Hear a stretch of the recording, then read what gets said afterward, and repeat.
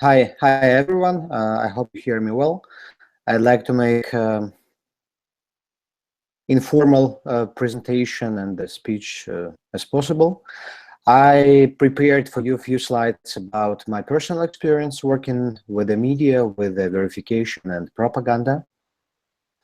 And when we'll have enough time, I will make small presentation on social media, especially on trends. Some expectations this and next year, and how the media in the world, in America, in European Union, will be adapting these tools. So please, you can ask questions, I guess, when in the chat. I will be seeing them, and you will be commenting and writing. And now let me go to the presentation, to my PowerPoint, actually keynote. Share the screen.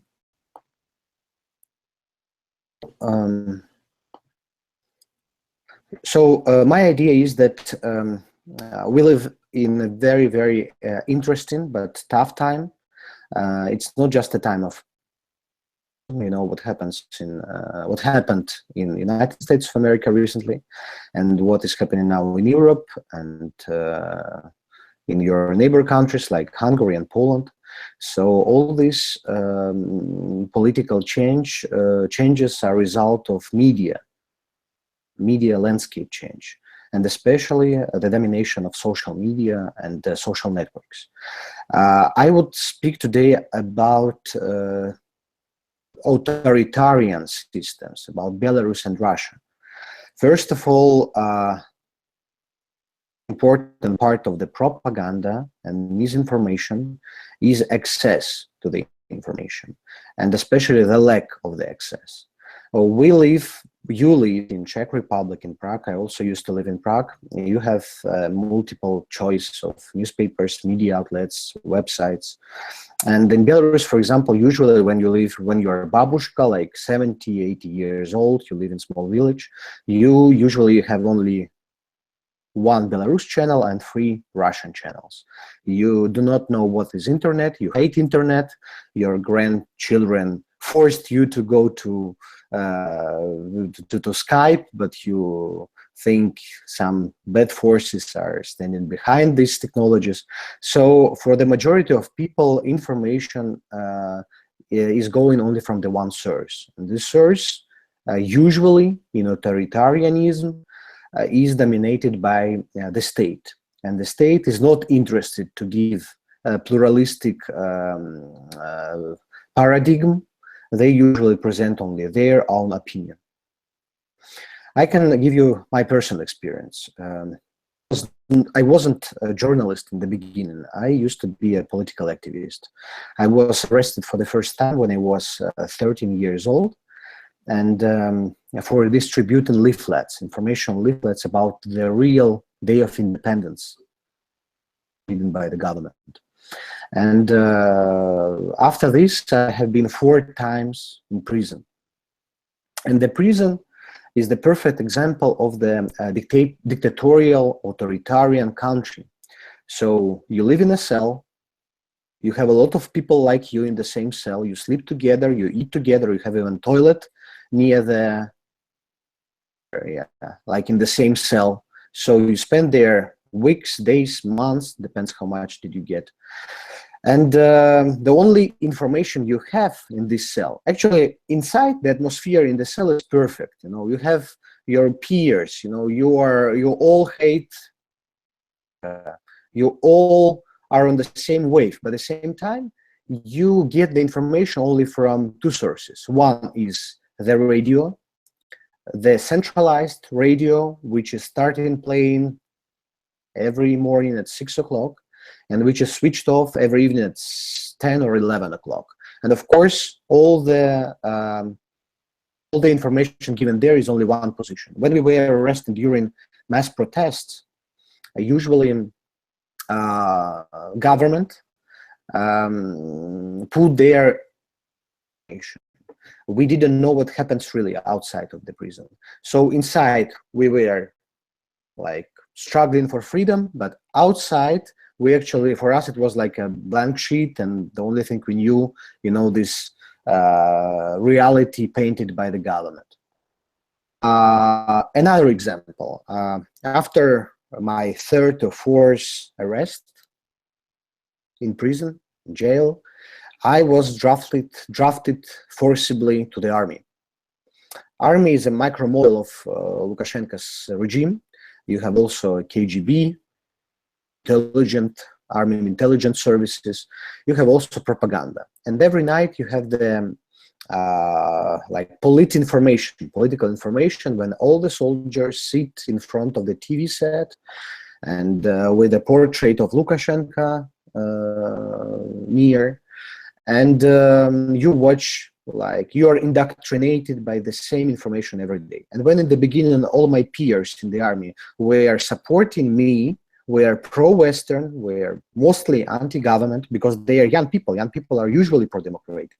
But after 3-4 months of this indoctrination, they started to believe that I'm working for CIA agent, and that I want to destroy and to the system and to abolish the government.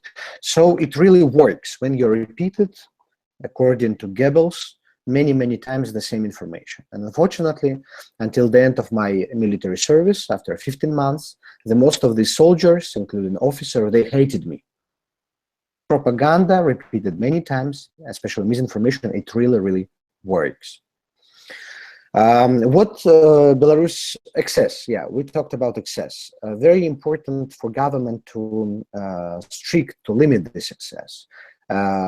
Usually on daily basis, you, me, our peers everywhere in the world have access to Facebook, Twitter, CNN, Český rozhlas, any Russia Today. We can choose, we can analyze. But when government takes power, and when it is authoritarian government, they limit. But they cannot close the media, because first of all, they will not get the foreign loans when they close independent outlet in Belarus. And second, people will find a way to get to this media outlet despite any blocking. So they just make restrictions on the sources of financing this media. They make this media could not exist. Belarus, which is the worst of the worst, according to Freedom House in sense of freedom of media, but of course Russia is not far away, and as well as Azerbaijan. I think the worst for Belarus is only North Korea, Turkmenistan, South Sudan, Eritrea, some fourth world countries. So Belarus bought Chinese equipment. If you will be working with them, with authoritarian countries, nobody knows what will happen next. Maybe Putin will go, further to Europe, will occupy Baltic states, Poland, and Czech Republic. Probably, we don't know. We can not tell for sure. You could face the totally new reality, and you have to understand that for government, that for modern governments, very important, limit access to specific websites, but also to prevent potential avoiding the blockage. In Chinese firewall and Chinese equipment bought by Belarusian government, by Russian, work in this way. They just finding in real time the VPN servers, the Tor servers, and trying to block them. So after you get to some restricted website, one day this Chinese firewall finds this way, and next day you have to find another VPN server. 4 types. I know that you already heard maybe many theories about propaganda, misinformation, disinformation. Every scholar and specialist has her own opinion on it. I'd like to propose this scheme, this paradigm. Information, it's like, let's say it's like Reuters,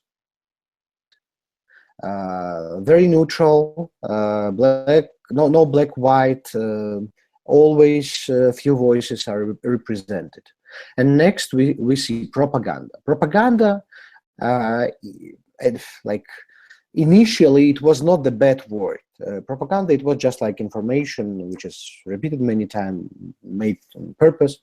But for now, propaganda is used after Russian annexation of Crimea and its rise of Russian revanchism, as well as ISIS use of media tools. Propaganda started to be considered as a general of the information strategy, which is the goal to convince someone or exact group of people or a lot of people in specific ideas. And there is misinformation, disinformation. So I believe that misinformation, disinformation can be included and be part of the propaganda. If you are manipulating the facts, and disinformation if you are directly lying.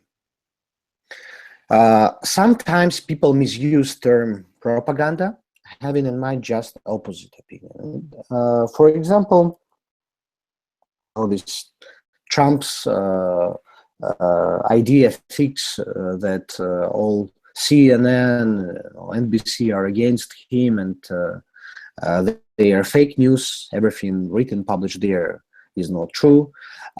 This is exact example, so he used this term fake news only when he disagrees to people or to outlet or to contributors' opinion.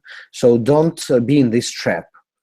If you want to avoid this mistake, just try to represent in your materials, and especially in social video, viral video, for Facebook and social networks, two opinions. Enough to write that, we did not get of another side, or another side, thinks this and this. It's enough to add this one slide, but it makes your information much more trustworthy. Advertisement can also be considered as fake news or propaganda. It's totally true. The problem is that advertisement usually is not a political one, so we never aware how true is information about the health importance of the yogurt. Does it really have any, does it give any real benefits to your health or not? So, but when we speak about politician, it concerns everyone. High quality journalism is also a task of the government, without intrusion, of course. Controversial statement, but we have, and there are many systems of media in different countries. In Western societies, media are usually commercial, and they gain money by themselves, for themselves. The same in America. But it also creates the dependence of the media from their sponsors. In America as well, all these channels accused by Trump to be fake news, it's because they are financed by organizations, people who were supporters of Hillary Clinton, for example, or for example Soros, who is often accused now by Hungarian government, Ukrainian, Russian governments of sponsoring some color revolutions. He also sponsors medias in non-free societies, and all these medias are accused to be the puppets of Soros. So to avoid this, I think it should be the clear, transparent government state scheme of financing this media, but without giving government any permission to influence the content. School system. Can I check, is everything okay? Can you just say, do you hear me okay? Yep. Okay, am I boring or it's okay, guys? Okay, good. Okay, so I will continue. I hope just stop me when I will be too boring, because I don't want to speak as a. I'm not old. I'm just 29. So let's go back to the presentation. Yeah, so I think all of you have seen Navalny's protest, and the fantastic thing that the 90% of participants in big cities were young people, 25 years old. And that's a good example when the internet substitutes the school education. The majority of these people grew. In Czech, I know that people use still Snapchat, for example, but I know that Instagram is competing with Snapchat. But or there is a border in Europe.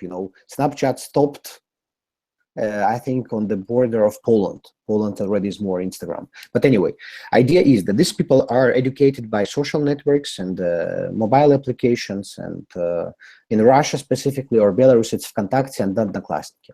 They are subscribed, to science groups and pages, to some specific interest groups, and they get much more information from these social groups than from the school education. That's why very important, if you are aware of creating critical thinking in a new generation, to these groups with a high quality content.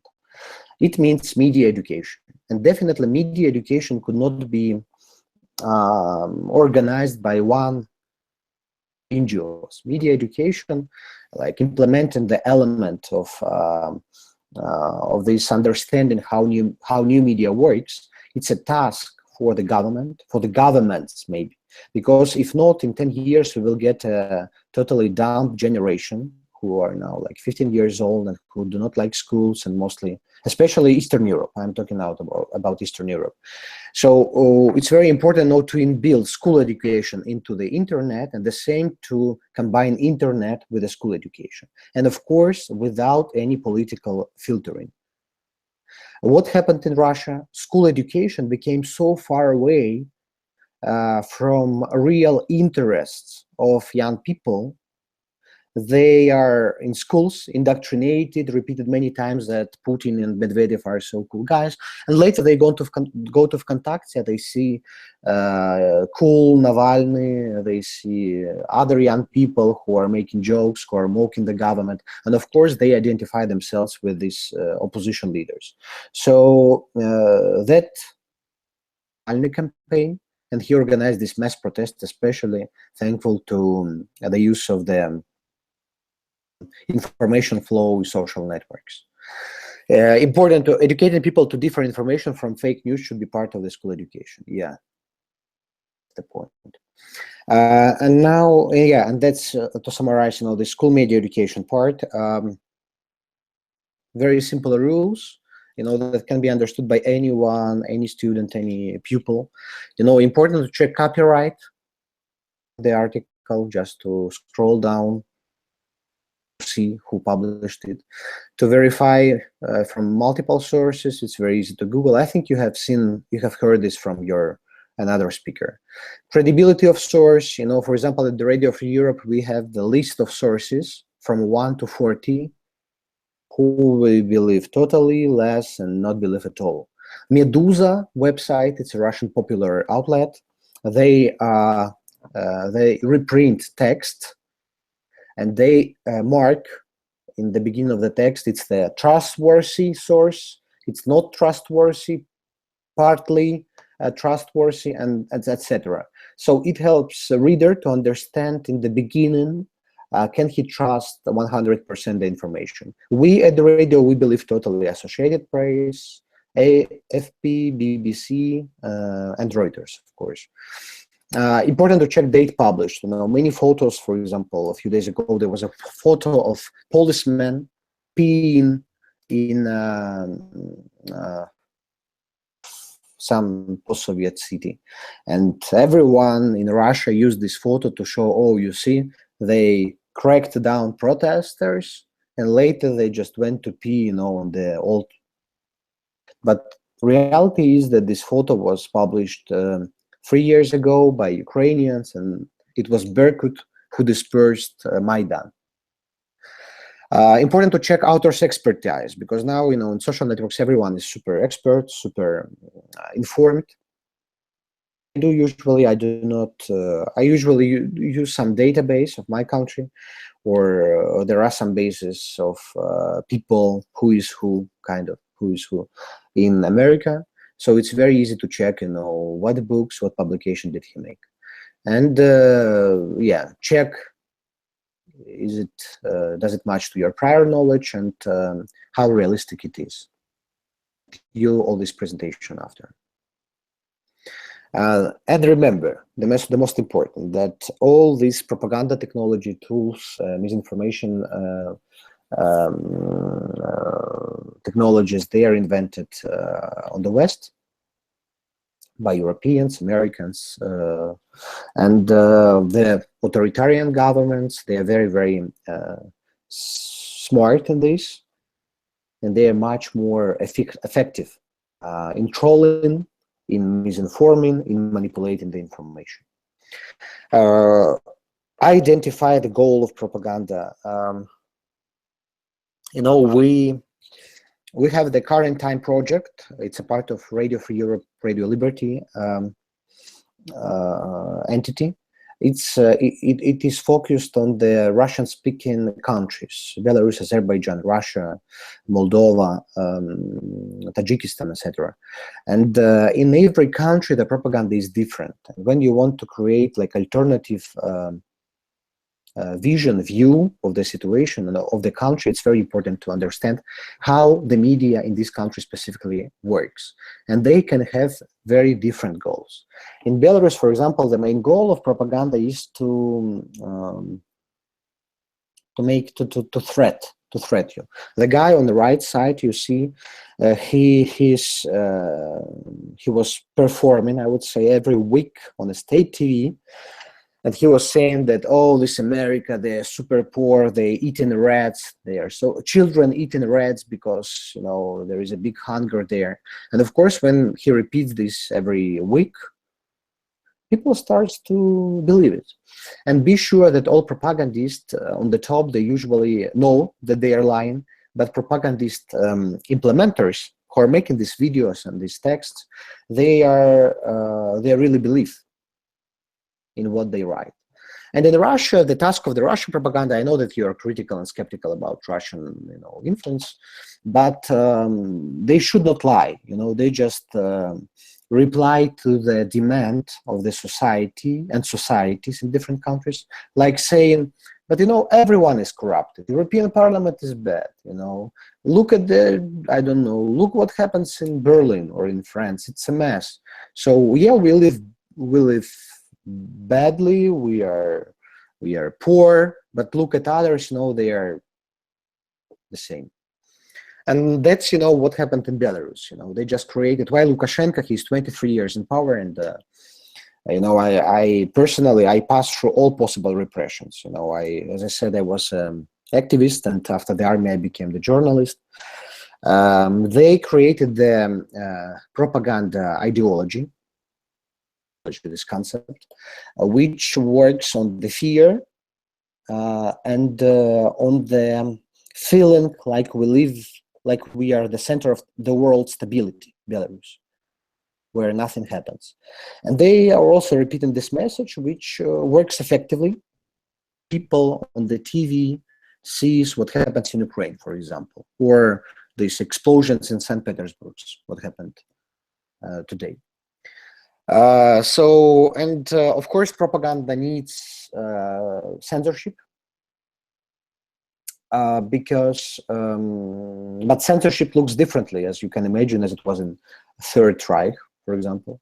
They let you write on Facebook everything you want, or to criticize the government until the specific moment. But when you will try to organize the people, the protest, anything that could damage the reputation of the government, they will stop you. Before last weekend protests, thousands of people were detained and hundreds of them were arrested because of posts in Facebook. They just shared information on protests on streets in Minsk. So government, it's very easy for government to find people, who are in opposition to them. And government, of course, also is very effective in misinform you. For example, the protest was appointed to Sunday, 12 o'clock at one place, and government sent millions, 10 millions SMS, short messages, to mobile phones of all Belarusians, the 6 o'clock, like 6 hours later, and another place of gathering. Like make a mess in the sense of people just started to be confused where and what will really happen. Or, there were protests in different cities, and the government published a very nice viral picture on Facebook. Like anarchists asked you to protest on 18th of March in this, and this city. And of course, nobody can come in, but not nobody, but to this specific street, to the specific times, organized, that they knew about it like accidentally through social networks, and they all were detained. So government, you see, they just also use this technology to manipulate you. Yeah, I think, I will not be talking about Russian propaganda. You have enough of it, I think. About Russia Today, of course, as well. Important to know the context. It's when you will be analyzing ISIS propaganda or any other. It's important to understand the context. Many messages are hidden in aphorisms, in some in using words. For example, Russian modern propaganda, they use some allusions to fascists. Criticizing Navalny campaign, Russian opposition leader. They use the wording used, by Goebbels times. Propaganda examples from Belarus, just a few examples. It just happened today. It's manipulation. It's a part of the misinformation campaign. The prosecutor was asked why peaceful demonstrants were arrested. He said he did not see demonstrants, and the journalist asked what unpeaceful was in them, and he asked, and what peaceful was in them. So this play in words, he just like try to mislead people. And of course, state TVs, state newspapers, they, distributed this message like all the Protestants in Minsk, they were, super weaponized, with arms, with guns, but everything was in reality opposite. The police had guns, water cannons, and shields and batons. Another example from yesterday, Chief of the Security Council, no one police officer used the truncheon. And it was repeated many times. And of course, many Belarusians believed that police was super cool and super kind with protesters, which was not true. We can see on pictures. That's why verification is important. It's a very interesting case, which pushed us back to Soviet Stalin repression time. They fabricated the criminal case, that there is a really, they just repeated in news every night, that there is a terror group, fascist or Nazis. They want to abolish the government. Many guns are found. They arrested 30 people and accused of preparation of the coup d'etat. And yeah, but after the checking of these pictures from the state TV, the experts said that most of these guns are strikeable and or are just like toy guns or some copies of guns, but never were used for war, for fighting. Yeah, but people believed, and to Minsk streets, many people discuss, this case. So, oh yeah, of course, Lukashenko is bad. We have only $200 salary per month, but do you want, to have the war and to have this terrorist instead of him? So it works. I have left.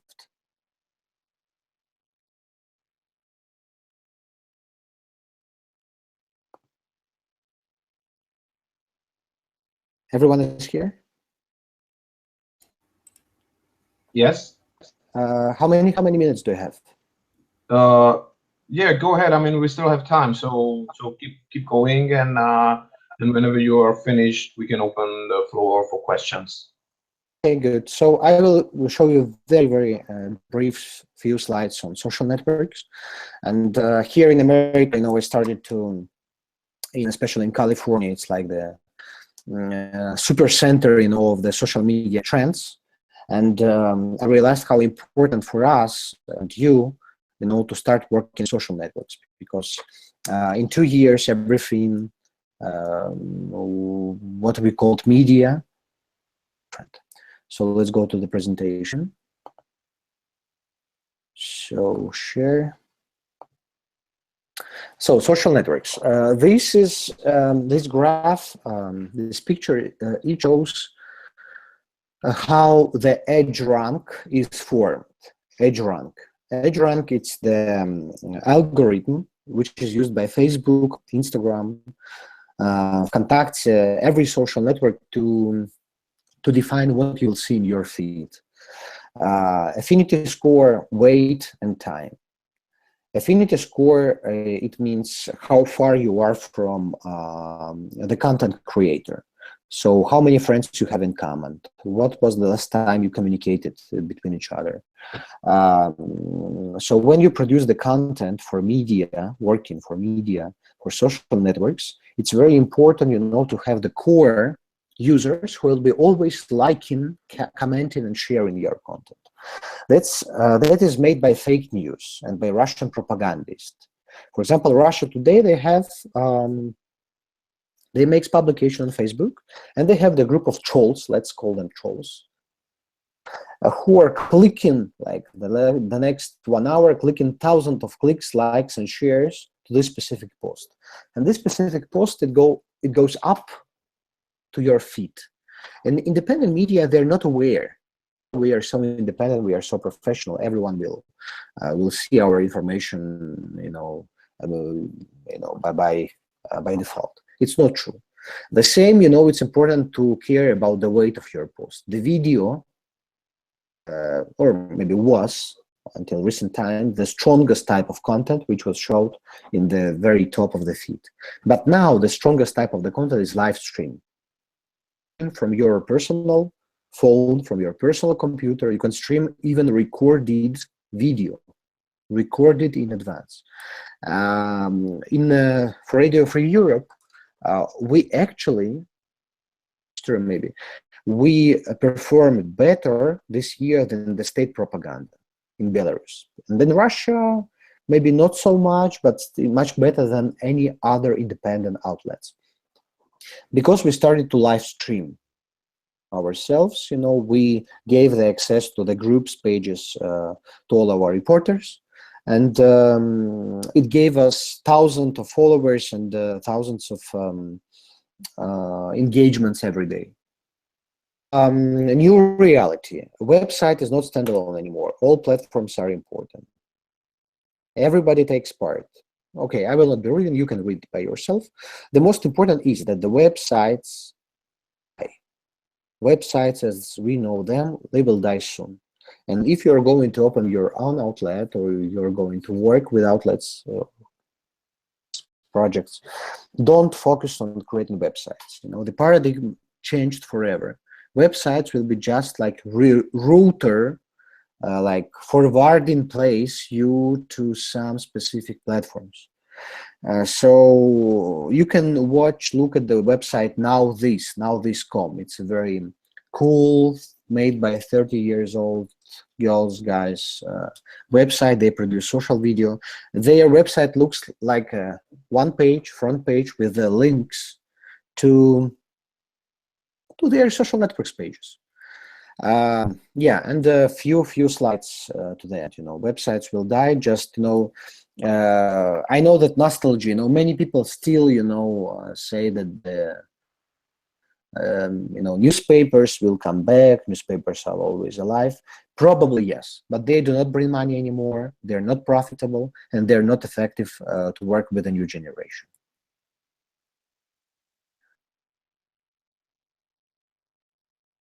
Facebook doesn't want to be the part of the internet.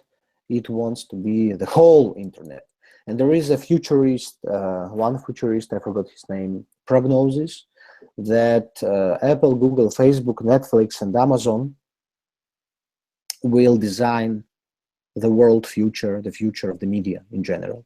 And it's totally true. You know, Apple make the not just computers and iPhones, but also films, movies, by media, newspapers, websites as well.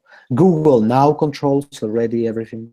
And Facebook is buying a lot of effective startups, applications, which will be soon built. You know that the last recent update of Facebook application for mobile phone, it includes all the benefits of Snapchat and everything. So, and you can, in America, for example, in Facebook, you can use it as a market.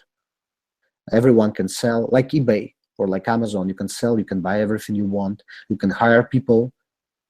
It's also the LinkedIn website. So in 1-2 years, you know, Facebook will be the only one website for the majority of population where they go. So for you, it's important to build oh, 1 second. I want to show you, okay.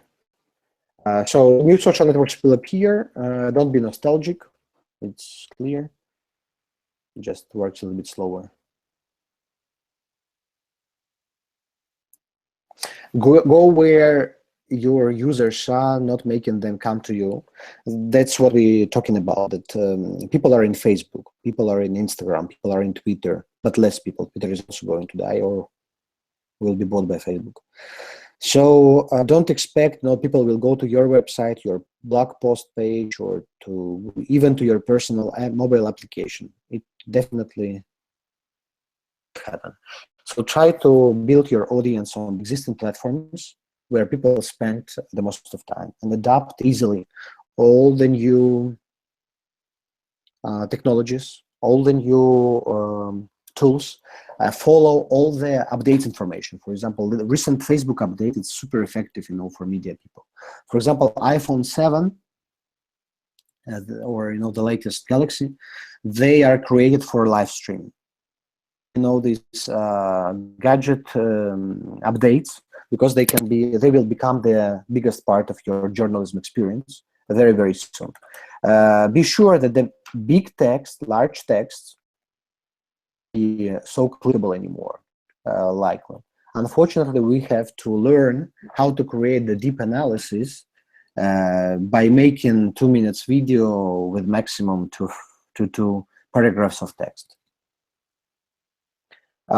Experiment with Instagram. We use Instagram for news, for example, Radio Liberty. Favorite slide, you know, your main capital are your followers. We hire people to the Radio Liberty, and we always checked how many followers, how many likes he has on social networks. Sometimes even more important than his personal CV. Because when we hire the person, we buy not just his personal skills or previous experience, but also people who likes him, reads him, knows his name. For you, it's important to develop your own profiles. I, for example, define that I have 3 major platforms that I use, like Facebook for Belarusian friends, Twitter for English-speaking friends, and Vkontakte for youngest Belarus friends. But also I have profiles and rebroadcast the content from Facebook there on LinkedIn, and also I use Instagram for informal communication. Define the platforms you use, build your own capital, and build the capital of your organization, your media, because your media will include the resource and the audience of your colleagues, employees. Good traffic impossible without good content. Yeah, it's obvious to say, you know very well, because you're a journalist. Goals is to engage. That's the problem why the propaganda wins, why real news lose, because we are not attractive. You know, we have to know how to make sexy content. You know, to write about serious things, but in a very nice, cool way, attracting and making young people to comment. We have to simplify our language. We have to visualize our texts, and we have to learn many things from propaganda. That's why I'm subscribed to all propaganda websites, to all Russia Today, to Sputnik, to everything. I like how they work in sense of technology, in sense of visualization. We also can use some, you know, tools from this, you know, kind of reading pulp news, you know, some yellow media, you know, how they create title. But at the same time, we have to remember that we never should mislead people, because you know, we can create the very nice title, people will click it, we will go out, and they will never have trust to our media. It's very difficult to build the trust, and it's very easy to lose it. Just, you know, we had a few examples, but maybe next time I will give you some. Let content breathe. It's obvious, yeah, that do not post every hour. Post. Experts recommend to post 3-4 times per day. Media, and 1-2 times per day if you're. Well, it depends how many followers you have. Create viral things and the video. And to know, you know, if you're a social network person, if you work with media, you have to know how to use Photoshop, Illustrator, and Premiere. The desktop tools, you should definitely learn Photoshop, Illustrator, and Premiere. And mobile, I recommend you to install the Quick. It's a GoPro application, which is very good for making viral social video from your mobile phone, which will be looking good enough, and yeah, and usually they are shareable and likable. And practice engaging journalism. Yeah, that's obvious. Okay, so I think that's not because I talk too much. I have some more slides, but I will be happy to answer your questions now. Oops, so stop sharing. Okay, thank you very much. So yeah, anyone, please go ahead. Feel free to comment, ask questions either here or in the live chat on the YouTube page.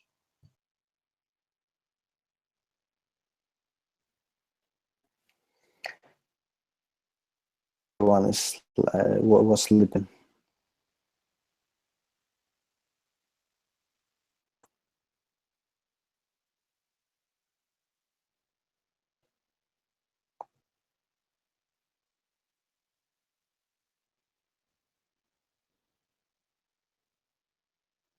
So no questions, or? Okay, what exactly can we learn from propaganda sites? Cool, very good. I recommend, you know, to check. Yeah, I know you hate, you know, this topic on Russian propaganda, because everyone speaks about it too much. But I like, you know, how Russia live news. It's like two major. Maybe I can check them on internet. Live news, how they make the text, how they visualize them. They create a text, how it will be looking in social networks. Yeah, I think you don't read Russian maybe, but just check, you know, how this website is made. Okay, I think there are many different websites. I think you have Sputnik. Sputnik is not so good as Russia Today, of course. But yeah, you can check their English website. So they do not look like real propaganda. They're professionally made, but you know, the message isn't built inside in paragraphs between lines. But pay attention to visualization they use, and the title they use, the size of title, the words in title. They use hacks, some to make people click later on Facebook. And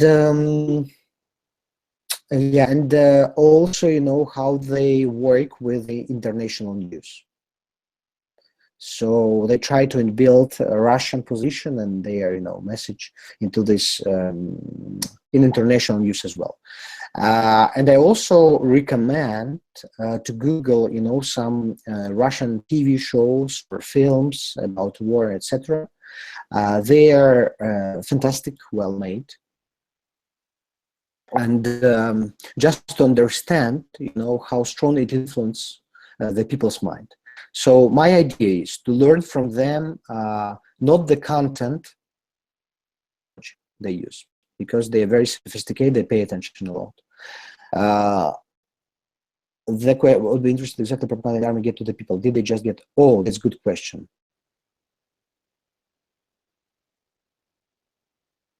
Fantastic questions. Thank you. I like speaking about army because, you know, army, it's, I don't know if any of you served in the army, but in my country, army, or in Russia as well, it's, as I say, it's a micro model of the state. You can understand how institutions work. There is a leader, like a chief commander of the unit. There is a vice commander who is an ideology. There is some KGB officers who are controlling the state of thinking of the people.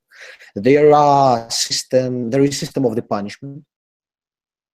So you usually inside, you know, the collective, guys, you feel very comfortable. You know, a lot of, you know, nice people you have to talk about. You discuss, I don't know, the future life, girls, blah blah blah. And I'm after. So it's like, you know, you're like a flower, you know, in a specific environment, and they're growing from you what they want in the army. So you're just like under total control of specialists. And in the end of this cycle of the army, 1 year or 1 year and a half, they had square head people much with a very, very exact support of the loyalty to the government. And what they do, the hazing, I don't know if you know what is hazing, Dedovshchina, when the older soldiers, they are beating younger soldiers. It's a part of this propaganda system. It's part of this every night news, of this political information. So 18-month service, and 15 months you are harassed, you are beaten. They are peeing on your head, you know, on some soldiers, not me, don't worry. So they're just like making you feel like a total shit. But last 3 months of the army service, you get the same privilege that these older guys had before. And it's like you are powerless, and suddenly you got like total power over your colleagues, your peers. And of course, you start to revenge. And after you go out from the army, you continue to live in the same way. You have the same behavior in your family, with your friends, you know, into the system. So you are loyal. You know that your loyalty will be awarded by the power. And when you get the power, you became absolutely like tough in the army. So it's and TV just like multiplies the effect. Okay. Any other question?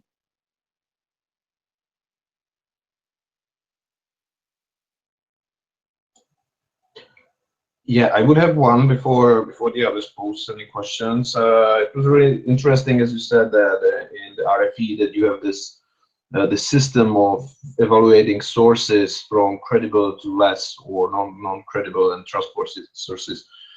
Could you maybe describe like what are the daily processes, especially related to your work? So let's take the example of the recent protests in Belarus. So how do you process the information?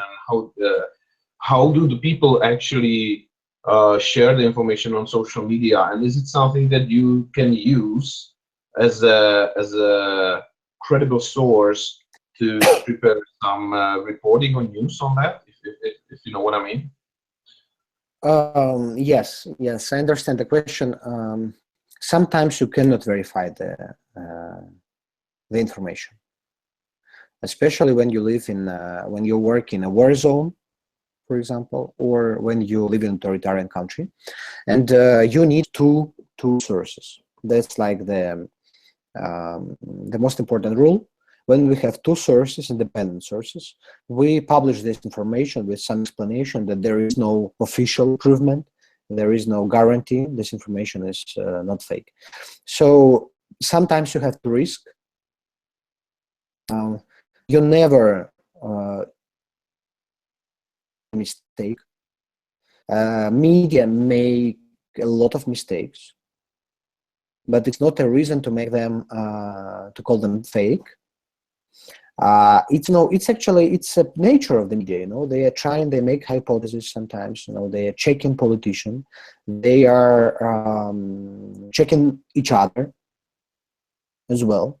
Like not very trustworthy, like not Radio Liberty, but some small media, some outlets publish not verified information. It became also the task for our other media, like Radio Free Europe, more serious ones, to check this information. So we don't have access to official sources. It's forbidden for government official to independent media, and Radio Liberty is illegal in Belarus. So usually we trust, you know, some people from the opposition. We trust some independent analysts. We trust journalists. That's why journalist profession is so dangerous in Belarus, because when government wants to stop the information distribution, they make crackdown on media first of all. And what happened yesterday? They just attacked the only independent TV channel in Belarus and destroyed the offices just because of the reporting of the protest last week. Also, you spoke of a site which had 40 different for the trustfulness of sources, but unfortunately I did not catch the name of it. Could you link it, please? No, it's not. No, it's our own inside list of websites we trust. I know that, for example, here in the United States, they have different websites they consider. It depends also on contracts. For example, let's say CNN, they do not have contract with Reuters, or no, with Associated Press. They have Reuters. And that's why they do not use information from Associated Press. They use like Reuters as a main #1 source of the information. So we created our own website, from the international to the national and local ones. And when some websites make mistake, and you have to create this media ranking by yourselves. In Facebook, for example, if you want to have a beautiful news feed, there is option see first. If you click follow some person, you can click see first. And there are 10 seats, 10 places. You can choose media you trust, most of all. So I choose this 10 to see first in my feed. And after I made it, for me, Facebook became the main source of the news. I take them from international, local outlets and put on our RFE website. It's important to set your own infrastructure on your computer and your mobile phone before you start working as a media person. And don't afraid to be a source as well. When you get some exclusive information, don't afraid to put it on Twitter or on Facebook, and it will help other journalists also to develop, the topic. Sometimes there is competition, even between the media which are centrally financed, like Radio Liberty, but still, we try to help each other, and we are working the same job, on the same job. I will send you after all the presentation, all slides in a better quality. I can send you also a few links on application I use. I did not include any verification tools, because I know you had a specific training on this. So me personally, I'm focusing now on for social networks. We work, as I said, with Facebook. Management as well, to make on a project on this against fake news, probably, I live just like one block from the place where the guy with the assault rifle came, started shooting, because he read on Facebook that in the basement of this building, Hillary Clinton and with the peers was molesting children.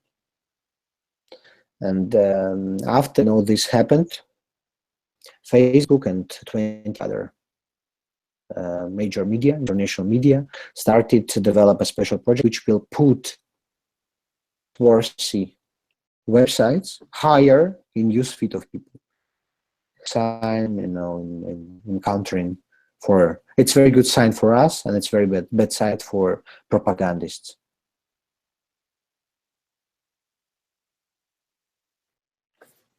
Okay, do you have any other questions?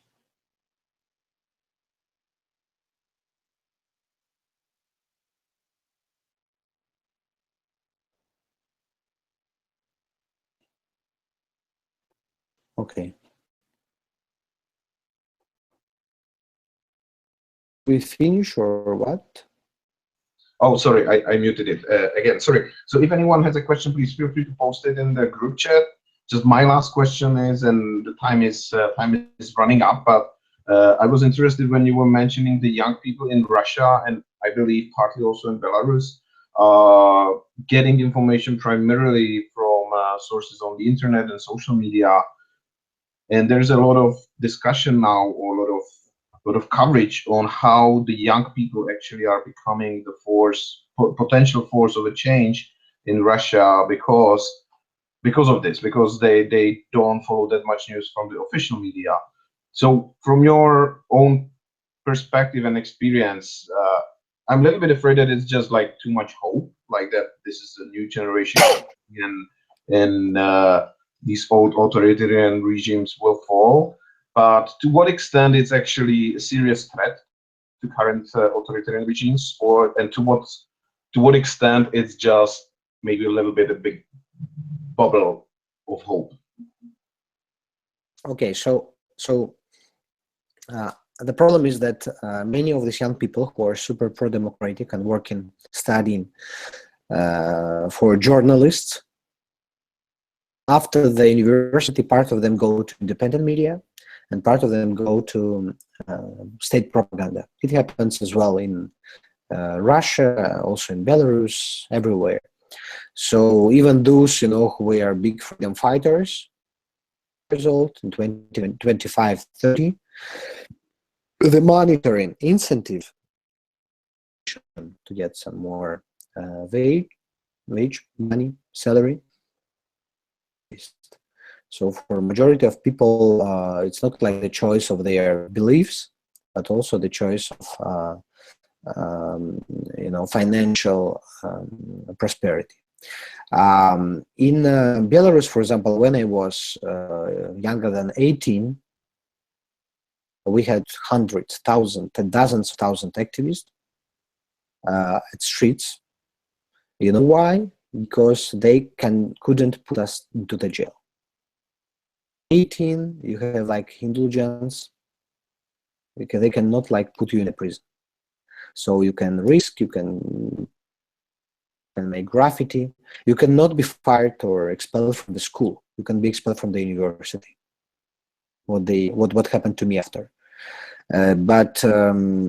So that's the main reason I believe, in Russian situation now, that the young people, they have much more power and much less fear to risk. Speaking about,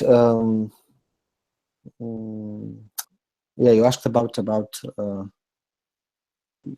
what will happen next. Yes. So yeah, so you know, the young people is not enough for a revolution, and only the young age, it does not mean there is a deep knowledge, deep understanding, and deep, you know, position. In 2013, there was an opinion provided what was the attitude of people to European Union, and people were very positive as well about America. But in 2014, young people were the most anti-European and anti-American as well. So so these groups is also very easily to be influenced. Probably so many young people on the manifestation of Navalny, it's not the guarantee these people will not go to Putin's manifestation and will not go to occupy next Crimea or to go to army to fight Poles next year. So you know, this emotional intelligence, it's very important, and also, you know, the deep civil position is not so strong among young people. That's why it's very important, you know, for foreign governments and NGOs, you know, to pay attention, you know, to the internet. So, for example, in America, here, there are many people, young people, you know, who are very socialists, like let's socialize, nationalize everything. They do not use word communist, but sometimes they are bigger communists. So for me, it was a surprise when I came here 5 months ago. It's also the sign how easy to manipulate and how important is education and systematic education and internet.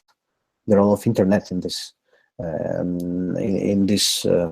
education as well.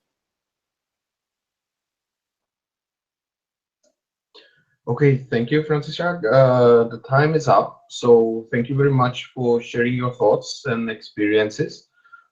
Please share with me the links to presentations and to the presentation, and any link you think might be useful for our students. And yeah, so have a nice rest of your day. Just a reminder to our group, we have a next online session this Thursday at 6 p.m. So please show up again. We'll do it the same way in the Hangout, and then on the YouTube, I will send you the link. So thank you very much, everyone, and have a nice evening. Bye. Bye.